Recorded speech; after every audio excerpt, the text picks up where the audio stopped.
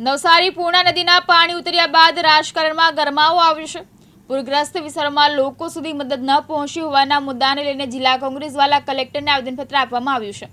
ધારાસભ્ય અનંત પટેલની આગેવાનીમાં કલેક્ટરને આવેદનપત્ર આપી રજૂઆત કરવામાં આવી હતી। પૂરગ્રસ્ત વિસ્તારોમાં લોકોને પૂરતા પ્રમાણમાં સહાય મળે તેવી માંગ કરવામાં આવી હતી। કેશડોલ અને અન્ય મદદો પણ લોકો સુધી ન પહોંચી હોવાના ધારાસભ્ય અનંત પટેલના આક્ષેપ કરવામાં આવ્યા હતા।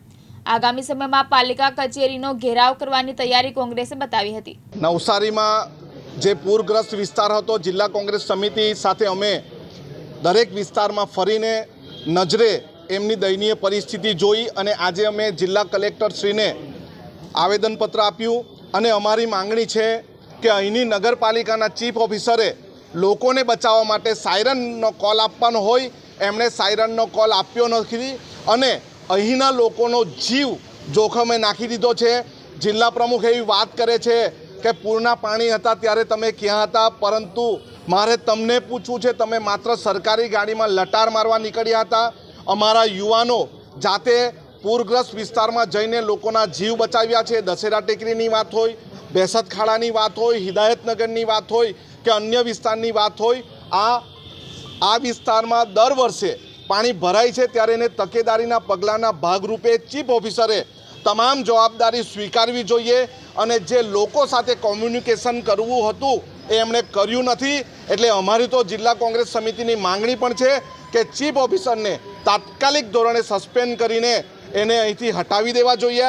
આ પૂરના લોકોના જીવ જોખમે મુકાયા એ માત્ર ને માત્ર નગરપાલિકાએ આ કૃત્ય કર્યું હોય એવું લાગે છે। જિલ્લા કોંગ્રેસ સમિતિ દ્વારા આવેદનપત્ર પણ આપ્યું છે। આવનારા સમયમાં ઉગ્ર આંદોલન નગરપાલિકા ખાતે કરવું હશે તો અમે નગરપાલિકા ખાતે ઉગ્ર આંદોલન કરીશું। ગઈકાલે અમે પૂરગ્રસ્ત વિસ્તારની અમારા ધારાસભ્ય શ્રી અનંત પટેલ અને જિલ્લા કોંગ્રેસ સમિતિ સાથે મુલાકાત લીધી। અમે જે વિસ્તારમાં ફર્યા એ વિસ્તારની પરિસ્થિતિ ખૂબ જ દયનીય હતી। કેટલાક ઘરોમાં તો ખાવા પીવાની પણ તકલીફ હતી અને જે કલેક્ટર કચેરીમાંથી કે જે તંત્રએ જે મોટી મોટી માંગ પોકારી હતી કે અમે અસરગ્રસ્તોને મદદ કરી છે, પરંતુ ત્યાં કોઈ પણ મદદ પહોંચી નથી। ગઈકાલે ભૂરાલાલ શાહે કે જે ભારતીય જનતા પાર્ટીના પ્રમુખ છે એમણે કહ્યું હતું કે કોંગ્રેસ ફક્ત રાજકારણ કરવા માટે આવે છે, પરંતુ અમારે રાજકારણ નથી કરવું, અમે કોઈ સત્તા માટે નથી આવતા।